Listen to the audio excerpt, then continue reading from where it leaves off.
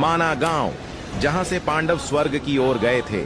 जी हाँ, वही माना गांव जहां भगवान श्री गणेश ने महाभारत लिखी थी और सिर्फ यहां से ही सरस्वती नदी के दर्शन भी किए जा सकते हैं। पहले इसे भारत के अंतिम गांव के नाम से जाना जाता था, पर अब इसे बदलकर भारत के पहले गांव के नाम से जाना जाता है।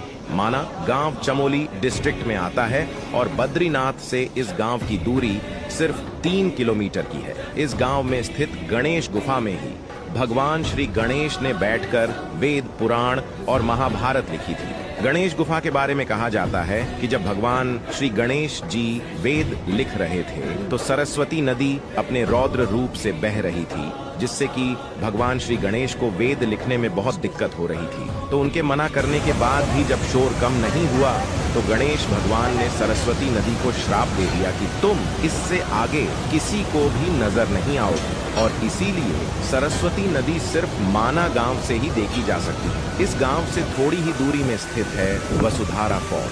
कहा जाता है कि वसुधारा फॉल्स का पानी जो लोग पाप करते हैं उन पर बिल्कुल भी नहीं गिरता है।